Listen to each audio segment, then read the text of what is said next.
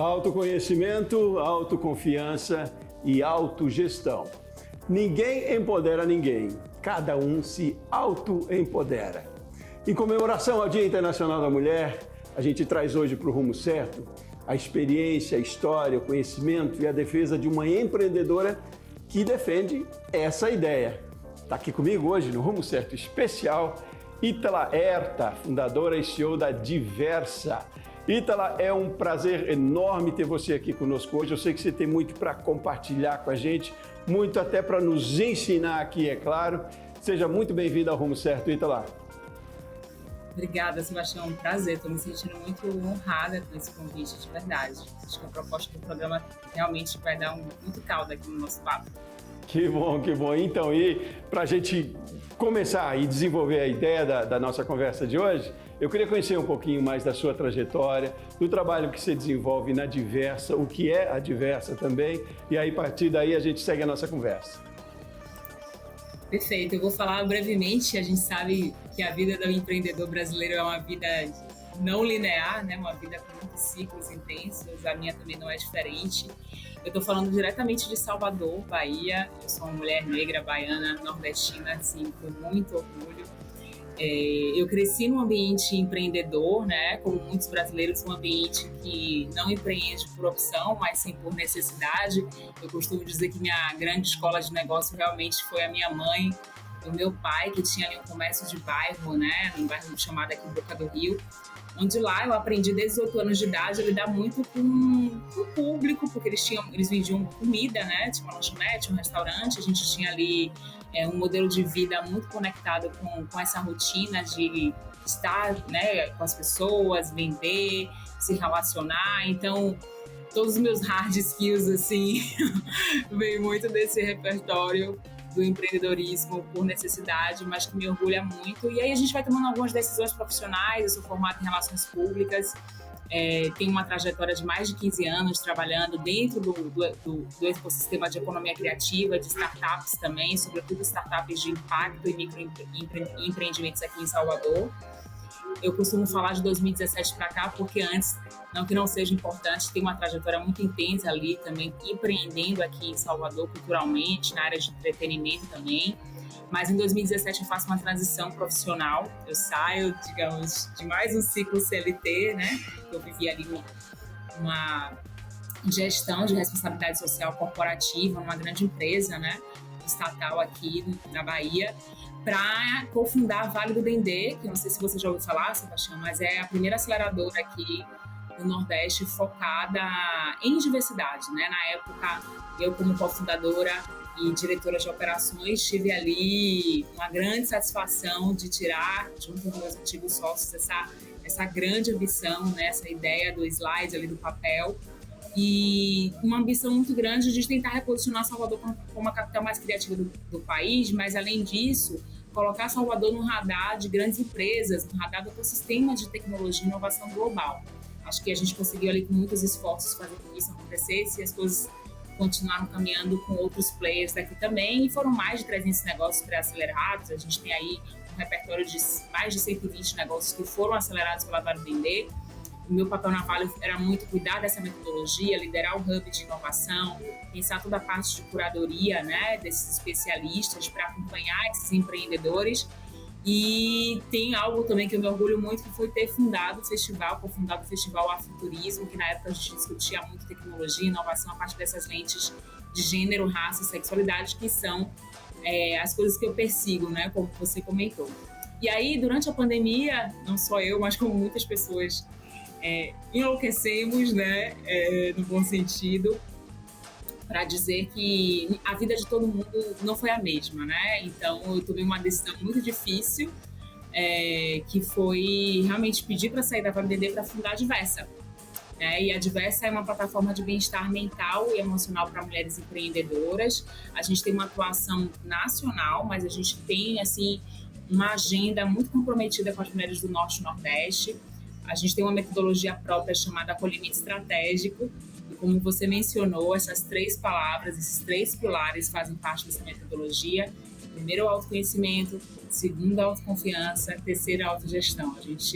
Eu sempre falo, né, que esses 3 pilares mudaram a minha vida e a gente sempre fala que pode mudar a vida das mulheres também que empreendem. Como é que se deu, então, a ideia de você criar a Diversas? Você percebeu, é claro, pelo seu conhecimento já, pela trajetória, uma demanda por isso, né? Mas como é que foi na prática isso? Como é que você evoluiu para transformar isso num empreendimento? E aí, como é que ele atua hoje? Como é que ela atua hoje, a Diversas? Eu já vinha, assim, desde esse período, na verdade, de 2015, né? Eu já trabalhava muito próxima de projetos liderados por mulheres, trabalhando muito com esse protagonismo das mulheres, seja na zona, né, periferia urbana, periferia rural, né? Aqui na Bahia, São Paulo, Rio de Janeiro, às vezes em outros lugares também no norte do país. Eu viajava para ser essa mulher que facilitava os encontros, mentorava as mulheres. E aí eu fui construindo um repertório e testando algumas coisas também, onde eu testei na Vale do Vender também, mas na Diversa, quando a gente toma essa decisão de fundar a Diversa, de pensar nesse modelo de acolhimento emocional e psicológico antes do processo de educação empreendedora, parte de uma dor que me atravessava, entende? Eu, por vezes, como empreendedora, e com todos os marcadores sociais, que são importantes a gente entender esse contexto, tive ali os obstáculos reais, mas também muito minha autoconfiança comprometida em alguns ambientes que não são inclusivos para nós, né? Então eu entendi que se eu focasse, né, de uma maneira muito mais precisa e pragmática no meu autoconhecimento, se eu pedisse ali skills, habilidades que fortalecessem minha musculatura da autoconfiança e que também cada vez mais eu conseguisse ter uma autogestão ágil, eu conseguiria ter uma, digamos assim, uma vantagem competitiva em relação a outras, né, camadas que existem dessa vida tão dura que é empreender, mas que é muito prazerosa. E qual é o cenário que a gente tem hoje? Por parte das empresas, eu digo, quando a gente fala de inclusão, da necessidade de diversidade, e por parte do colaborador, e aí no caso especificamente mulheres, a gente está ficando cada dia mesmo e já tem esse cenário mais empoderado. Como é que você está vendo isso hoje? Olha, Sebastião, eu vejo avanços, é inegável a gente dizer que teve avanços, isso é muito positivo. O que a gente não pode esquecer é que às vezes essa conta não fecha, é que a gente esquece do histórico, do contexto do país que a gente vive, que é um país, digamos, né, um país recente, que tem ali 300 anos, né, de uma construção econômica que parte de um modelo totalmente escravocrata, que compromete diretamente a vida de outras pessoas com outros perfis, né, de raça, de etnia, e isso é a construção do empreendedorismo no Brasil. A gente está falando de mulheres que viviam dentro desse modelo, mulheres negras que foram escravizadas, pessoas, né, que foram escravizadas, pessoas negras que foram escravizadas para cá, e que começam a empreender por uma necessidade e a partir do que foi negado, porque não tiveram ali uma reparação econômica, uma reparação social diferente de outros países e outras nações que construíram. Eu comento isso porque, assim, se você for pensar na cara do empreendedorismo brasileiro, é impossível você não olhar para a mulher negra. Assim, invisibilizar essa mulher, descaracterizar essa mulher como empreendedora e como uma grande mola propulsora da economia desse país, é você negar aquilo que a gente entende como construção realmente econômica. Então, quando eu falo que essa conta não fecha e do quão é importante esses pilares, é para dizer 3 coisas assim muito importantes. Primeiro, as pessoas ainda não entenderam que o contexto em que a gente está inserido e o quão é complexo ainda a gente tirar uma coisa do lugar e colocar outra aqui sem fazer essas reflexões. A gente tem que fazer essas reflexões são necessárias e principalmente numa perspectiva financeira e econômica. Segundo, a gente está falando de uma população que é mais de 50% negra, né, entre pretos e pardos no país. E a gente está falando também de um potencial não só econômico, mas de uma oportunidade de negócio incrível. As pessoas têm uma dificuldade ainda de enxergar a diversidade como uma oportunidade. O país que nós vivemos é um país muito diverso e isso torna ele tão peculiar, né, em relação a tantas coisas. Isso é uma grande oportunidade de inovação, de tecnologia, de outros saberes que às vezes a gente é muito mais aprovado e muito mais referenciado em outras nações, em outros países, e não nos valorizamos. Então, o que eu quero dizer é que, assim, diversidade não é um problema, gente. Diversidade é oportunidade, diversidade é riqueza, né? E diversidade não é caridade. Então, eu acho que ainda falta alguns players, algumas empresas enxergarem isso a partir dessa lente do objetivo do negócio, sabe?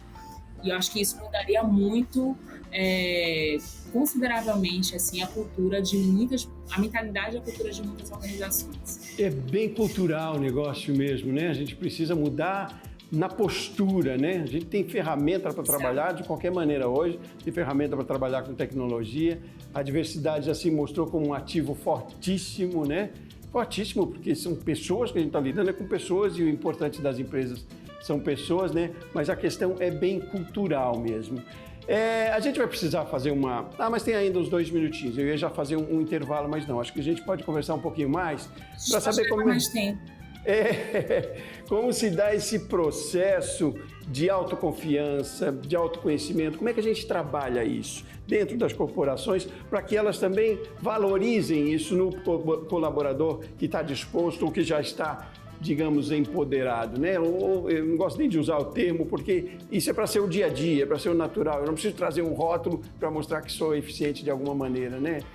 Como é que se dá esse processo? Com certeza. Eu imagino assim que você já deve ter visto na sua trajetória tantas histórias, tantas receitas de bolo que se vende, né? Às vezes eu acho que até banalizaram um pouco desse lugar da saúde mental, da saúde emocional, e esquecem de trazer de uma maneira muito mais didática e simples e acessível. O que a gente tenta fazer aqui é diminuir essas distâncias e desmistificar uma coisa que é muito poderosa e que as pessoas a tornam distante e cara, que é o autoconhecimento, né? Eu sou de uma cidade que vive e encarna cotidianamente não só a diversidade, mas a questão dos rituais, né? Dessa necessidade de conviver, dessa necessidade de se autoconhecer por diversas linguagens, né? Seja artística, religiosa, né? Cultural. Então, para mim, sempre foi um ritual. Na prática, assim, no empreendedorismo, no dia a dia, a gente entende aqui que se autoconhecer é você ter uma capacidade, né, digamos assim, uma nitidez, uma clareza de observar muito, não só o seu comportamento, mas os seus padrões, o seu contexto familiar, o seu cenário, onde é que você vive, de onde você veio, quem são os seus pais, quem são a sua família, quem é a sua família, qual o contexto que existe em torno disso, né? Tudo isso, quem te construiu como mulher, mãe, pessoa que trabalha, enfim, empreendedor, tudo isso faz com que você tenha um discernimento e, sobretudo, tenha uma atenção especial em relação às suas decisões, né, profissionais, em relação também às suas necessidades. Por exemplo, eu sou uma mulher muito criativa, né? Eu tenho uma necessidade de estar muito ao lado de pessoas criativas, de ambientes que proporcionem e estimulem essa criatividade e que não venham tolir essa criatividade. Mas para ter esse discernimento e para eu entender que a minha criatividade não era um problema, né, que não era uma dispersão, que não era algo a não ser valorizado, eu tive que trabalhar muito minha autoconfiança, né? Eu tive que acreditar muito naquilo que eu estava empreendendo. Por isso que é o segundo pilar. E por isso que eu falo que é uma musculatura, porque a gente sempre fala para as mulheres aqui, é como se você estivesse indo todos os dias para a academia, sabe? Quando você malha o bíceps ali, né? As pernas. Não adianta você ter um sonho grande se você não tem uma musculatura emocional que garante a sustentabilidade desse sonho, desse empreendimento, desse projeto. Vai ruir, vai se decepcionar no sentido da expectativa que se criou, que se criaram para isso, se você não tem isso muito bem estruturado. Então, esse trabalho que chega antes é para preservar o talento de uma pessoa que, por vezes, se frustra achando que o problema está nela somente, né? E não enxerga o que está à sua volta, não enxerga aquilo que a constituiu, né? Então, não adianta eu falar de autoconhecimento se eu não falo de contexto, não adianta eu falar de autoconhecimento como uma receita de bolo, porque a vida de Ítala, como mãe empreendedora, é uma, a vida de Sebastião como empreendedor, empresário, entendeu? Então, é sempre muito essas provocações mesmo de autoobservação, né, para a gente conseguir avançar naquilo que a gente sonha e almeja mesmo. Tem vários pontos a se observar, né, na nossa cultura, né, desde a linguagem, né, desde o tratamento, né, desde a aceitação, como você diz, e a autoaceitação também. Ítala, a gente vai precisar fazer um intervalo rapidinho. Eu queria saber no próximo bloco, queria que você me trouxesse talvez algum exemplo interessante que a gente possa se identificar e ver, olha, a partir daí mudou. A sua história é um exemplo. Mas, enfim, das mulheres que você trabalha Brasil afora, dos empreendedores, empreendedoras que você trabalha Brasil afora, para a gente trazer essa identidade bem mais próxima e falar de tendências também, de expectativas que a gente tem, que quero que sejam cada vez mais positivas, né? E mais ativas, mais eficientes, produtivas também quando se fala de negócios. Vamos fazer um intervalo rapidinho, a gente volta a essa conversa já, tá bom? Então lá. Você de casa também, aguarde aqui conosco, a gente continua nessa conversa interessante aqui em comemoração ao Dia Internacional da Mulher. No Rumo Certo, já.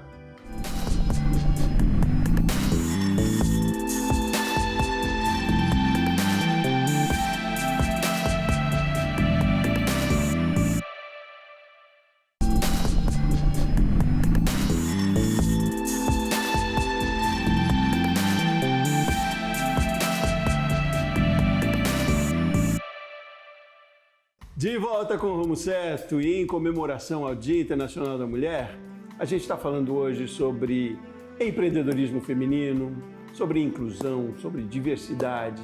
Uma conversa super interessante com quem vive e entende muito desse assunto e está aqui disposta a compartilhar com a gente. Ítala Herta.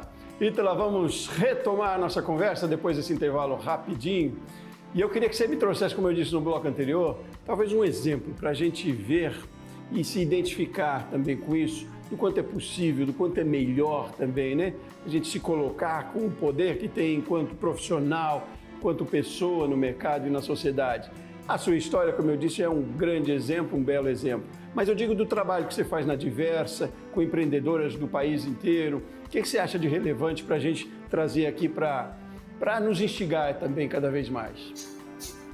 Esse é um momento muito oportuno, né? A gente sabe que esse mês é onde as coisas fervem ali, os convites aparecem, mas a minha provocação aqui também, Sebastião, é a gente enxergar essa data não como um calendário de eventos, mas como uma agenda a ser, né, priorizada o ano inteiro, né? Trabalhar com mulheres, falar de empreendedorismo das mulheres, é falar de muito dinheiro, é falar de muita oportunidade. Eu acho sempre engraçado quando as pessoas sempre me perguntam quais são os desafios de empreender como mulher. Eu sempre falo, gente, vamos falar de oportunidade, porque tem muitas mulheres que estão aí fazendo acontecer e na Diversa a gente tem grandes exemplos. Quando eu falo dessa oportunidade, e aí a gente tem uma jornada aqui, a gente costuma dizer que a gente vai do acolhimento ao investimento. Então, primeiro, a mulher que entra nos programas da Diversa, a gente tem 2 modelos, né? Eu acho importante falar, um modelo B2B, né? Que a gente tem ali apoio, né? Uma parceria com empresas e big techs, até big companies também. Em 2 anos a Diversa cresceu muito. Quem puder depois olhar o nosso site, ver quem são essas empresas que estão junto com a gente, não só apoiando, mas investindo em mulheres. É interessante a gente registrar isso, que essa jornada que vai do acolhimento, que passa pelo processo de acolhimento psicológico, emocional, depois educação empreendedora em 3 níveis, né? Pensando ali a autogestão, a educação financeira e também a comunicação, como essa mulher se comunica, ela termina no investir. Tem muitas iniciativas incríveis no Brasil que trabalham com o empreendedorismo feminino, o empreendedorismo das mulheres, e a gente sempre muito atenta a isso e entender o seguinte: não adianta só treinar as mulheres, a gente tem que colocar dinheiro na mão dessas mulheres. Porque as mulheres precisam cada vez mais, né, estar próximas desse glossário, desse grande vocabulário, dessa grande dimensão que é o mercado financeira, elas precisam estar aptas a receberem créditos. Nós somos, infelizmente, quando eu falo de nós, somos mulheres negras, sobretudo do Norte e Nordeste, somos a maior população desbancarizada do Brasil. Então, você imagina a distância que existe aí em relação ao letramento digital, né, a questões básicas, assim, que ainda assim não as impedem de fazer, digamos assim, muitos milagres e mexer com tudo que está à sua volta. Então, quando eu invisto, a gente fez alguns ciclos aqui de investimento, a gente pré-acelera e acelera essas mulheres. Então, o primeiro ciclo a gente acelerou ali em 2020 10 mulheres, mas uma jornada que tinham ali 30 mulheres que foram acompanhadas mais profundamente. Essas 10, a gente tem negócios desde a área de tecnologia, como o Afrofuturo, que é a Morena Mariá, ela é uma especialista em afrofuturismo.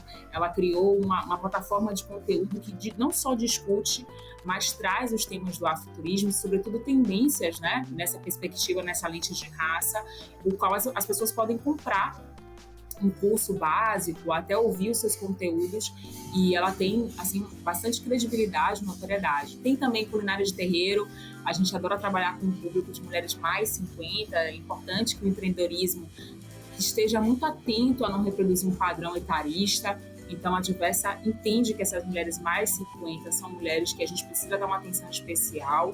Então, a culinária de terreiro é liderada por Solange Borges, você já deve ter ouvido falar, porque ela está super famosa. Na época, a Solange ela fazia vivências no terreiro, né, com grupos turísticos, né, aqui na zona rural, aqui próxima à região metropolitana de Salvador. A pandemia mudou completamente o modelo de negócio e a gente incentivou a Solange a subir os seus cursos online. Então, a Solange faz hoje em dia vários cursos online, desde como você aprender a fazer acarajé, até como ali entender mais sobre essas vivências da cultura e da culinária de terreiro, e está super famosa, já participou de vários programas aí nacionais, tem mais de 30 mil seguidores nas redes sociais e está empreendendo com seus conteúdos também. E tem vários, desde mulheres que trabalham com marketplaces de produtos da saúde íntima feminina, tem outras que são marceneiras, enfim, tem uma infinidade aqui de mulheres que provaram pra gente que com um pequeno investimento semente, elas conseguiram destravar soluções muito simples que poderiam, inclusive, ser resolvidas de uma maneira muito mais acessível, né, dentro do nosso sistema. Nossa, muito bom você colocar sobre essa perspectiva da oportunidade, né? Não só do desafio, né? Mas a oportunidade, aí eu imagino a tecnologia é um favorecedor, né? Como no caso da Solange, aí, né? Que usa da tecnologia hoje para desenvolver ou para apresentar o trabalho que ela faz. E eu queria que você me falasse um pouco disso. A gente está entrando nesse cenário mais democrático também por conta da tecnologia, em todos os setores, mulheres em todos os níveis também dentro das empresas, enquanto empreendedoras dos seus próprios conhecimentos, nas lideranças, como CEOs, como é o seu caso. A gente felizmente está vendo isso também, e é desse autoconhecimento, da autoconfiança, da autogestão que a gente se pode atribuir a esse avanço? Olha, eu acho que talvez ainda o mercado não tenha, o ecossistema, na verdade, não tenha essa clareza desses 3 pilares como eu gostaria, assim. Acho que é algo cada vez mais precisa ser investido. Mas o que eu percebo, né, e que já está sendo cada vez mais provado, eu acho, assim, essa é uma crença, a minha opinião, acho que a gente está vivendo uma geração de empreendedores muito intuitivos, e que estão vivendo a sua intuição de uma maneira muito mais permissiva, porque talvez antes fossem muito mais julgados a respeito desse lugar. Então, são pessoas que estão muito mais atentas ao que elas sentem, ao que elas observam à sua volta, sabe? Quem são as pessoas que estão ali, digamos assim, mostrando para elas caminhos a partir também da sua autenticidade, seja no ambiente digital, seja no seu bairro. Então, toda essa geração, eu acho que está nos ensinando muito sobre algo que a gente aprendeu, que para mim é um grande equívoco, né? Os padrões. Então, eu vejo uma grande oportunidade das pessoas que estão assim, cada vez mais atentas a expandir os padrões, a observar os seus contextos, a não achar que a oportunidade, o grande insight vem quando você faz um retiro para um lugar caríssimo, digamos assim, né? Você faz uma missão empresarial para o Vale do Silício e lá você vai ter um grande... Não, gente, está no seu bairro, está na sua rua, está quando você sai de casa andando, né? Então, eu estou falando de um lugar que é assim, enxergar os problemas reais. Então, essas mulheres, elas estão cotidianamente buscando saídas. Eu sempre falo quando eu mentoro as mulheres aqui, vocês, todos os dias, têm uma musculatura de buscar saídas, inclusive para problemas que vocês não criaram. Então, essa musculatura ela precisa ser melhor utilizada numa perspectiva de ganhar dinheiro. Porque se você tem uma capacidade, uma elasticidade emocional e uma resiliência de sempre resolver um problema, você tem uma grande potência aí na sua mão de criar algo que pode ser muito inovador para resolver o problema de outras pessoas, não é verdade? Então, por isso que eu sempre falo dessa mente da abundância, da oportunidade mesmo. Ítala, eu fiquei feliz demais de conversar com você, queria conversar muito mais, porque eu sei que você tem muito para compartilhar. Quero parabenizar muito, não só pelo Dia da Mulher aqui, pela data, que a data seja mesmo de reflexão e de se colocar para trabalhar isso, cada um de nós, né? Mas pelo trabalho que você desenvolve na Diversa, né? Interessante a gente dizer que esse pontinho aí no final, o SA de Diversa é de Salvador, né? Da sua terra natal, sua bela terra natal. Mas concluindo aqui, te agradecer demais pela participação aqui, te parabenizar pelo trabalho que você faz, te agradecer também pelo trabalho que você faz em prol do empreendedorismo aí. Muitíssimo obrigado, volte sempre para a gente conversar mais vezes, viu? Eu que agradeço, de verdade, Sebastião. É importante a gente ter sempre aliados. A gente não vai conseguir fazer essa transformação sozinha, né? Então, ter esse espaço, dialogar com você, com tudo que, né, esse programa traz aqui como provocação, para mim é muito importante, até de outras narrativas fora do Sudeste. Fiquei muito feliz assim, em participar. E para você que quer conhecer a Diversa, quiser comprar um dos nossos cursos, a gente tem cursos a preços populares ali, cursos gratuitos também, é só entrar na nossa plataforma www.diversa.com.br. E tem também as redes sociais, Diversa com 2 S. Ótimo, muitíssimo obrigado mais uma vez, Ítala. Muito obrigado a você de casa que acompanhou o Rumo Certo de hoje aqui com a gente, que aprendeu também comigo. Eu volto no próximo programa. Um abraço grande para você, especialmente para você, mulher, empreendedora, e até mais.